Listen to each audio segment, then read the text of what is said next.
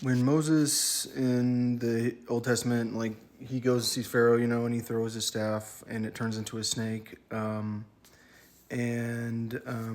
Like we have talked about staffs before, we were wondering if it was actually a staff because like why would you have staffs like around? Why would you have a wooden staff around your neck? That doesn't make any sense. But what is he throwing on? Like what does it turn into? It turns into a dragon, a dracon. It doesn't turn into an office or ophios. But the book of John talks about the dracon.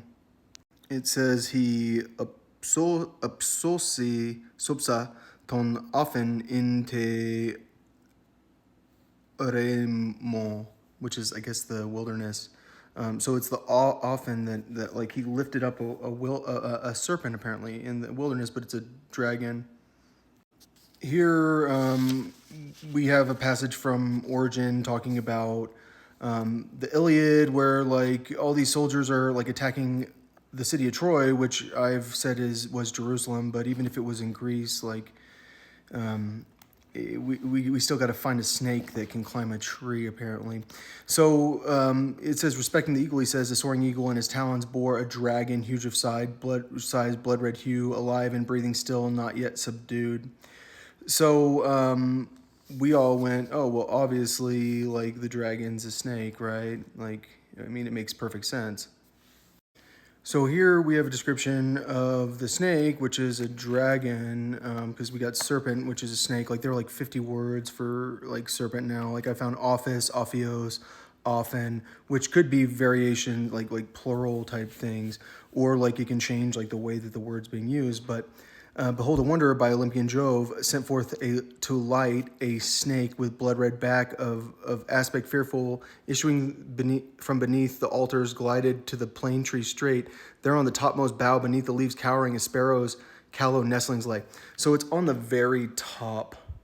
And so I found the bird. What I've claimed is that this is the bird that was in the eagle's hands because, like, do eagles attack this type of bird? Yes, they do. Like, does that bird like eat other birds? So that's a Hopi. Mothers regularly use their last hatched nestlings to feed older siblings.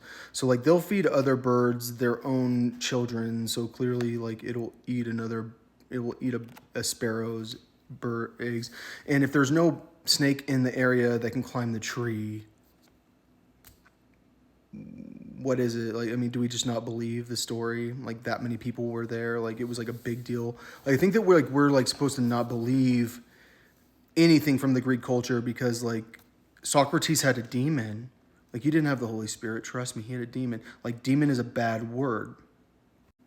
On Wikipedia, it says in Plato's Apology of Socrates, Socrates claimed to have a daimonion that frequently warned him in the form of a voice against mistakes, but never told him what to do. So Socrates ended up dying. Like he needed the daimonion to help him. So like apparently the Holy Spirit was a demon, and like anything about like daimonium like was destroyed by the Levites who like took over like the Greek language and destroyed it so that you couldn't understand the Old Testament. So when Isus refers to himself as Kyrios and like in the beginning of John, one of his followers says like I know you're the Basilio, like you're the king of Israel, like it's like beyond, like you're the Lord of Uda, you're the Kyrios of Judah, like he's like telling him like you're the king of all of it. But then we're all like going, well, we don't really believe in that stuff. When it says haplos, like what does that make you think of? It makes me think of the hoplites, like the soldiers, like yeah.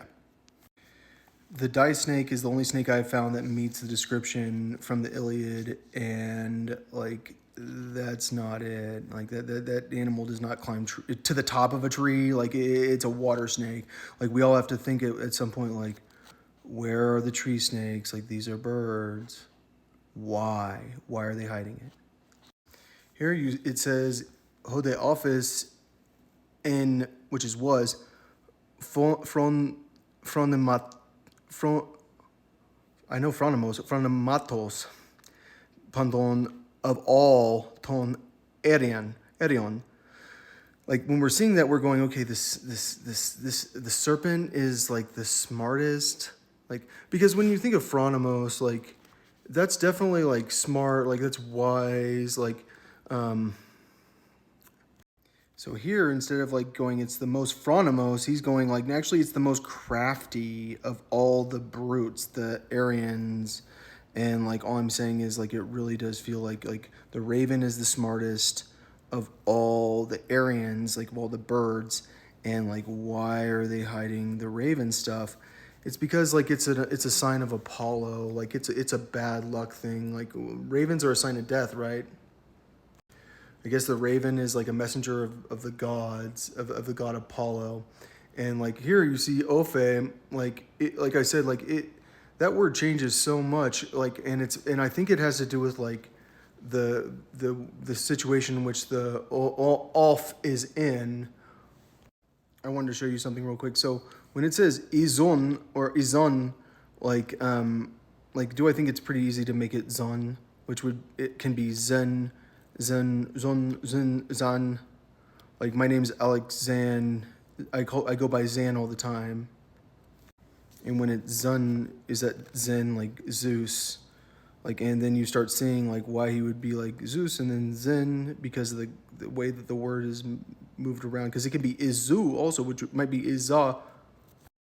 I can't find the word I was looking for, and I'm off today, but Apollo is associated with bad luck, and God's messengers in the mortal world are ravens, and like I think that office specifically, because what's the smartest bird? Apparently it's a raven. I thought it was an African gray, but like apparently like that one's actually smarter than African grays. Just African grays can talk.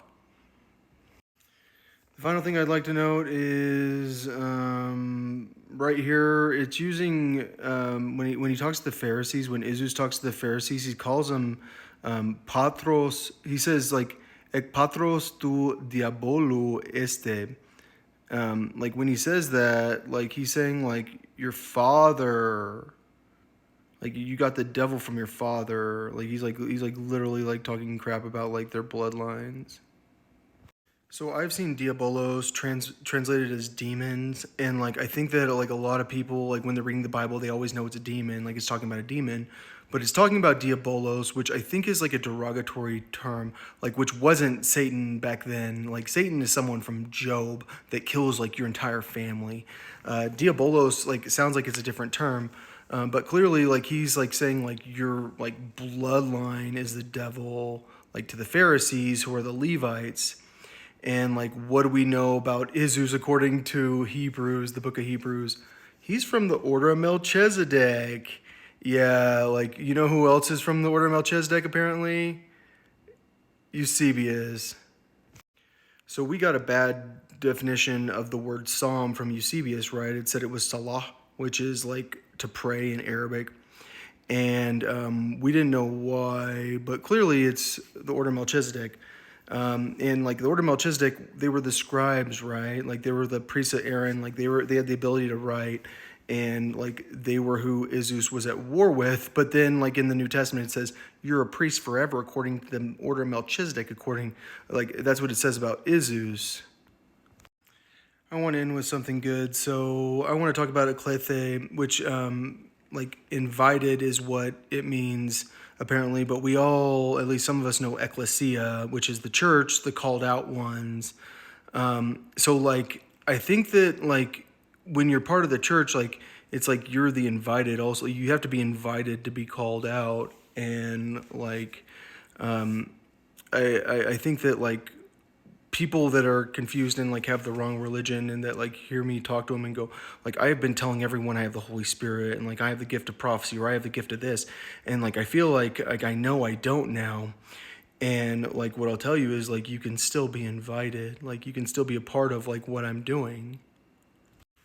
In case you were wondering, Mary's name was Marias, and it's like really weird how like we're not allowed to like spell the name properly. Like it'd be so easy just to see it in the Bible as Marias, but nope, we have no idea what her name is. Like we have no idea who Apollon is. We have no idea who Isus is, and like it bothers me that like they've worked so hard to make it so difficult to understand this situation, understand what I'm reading. when they say when he says truly, truly, he's always saying amen.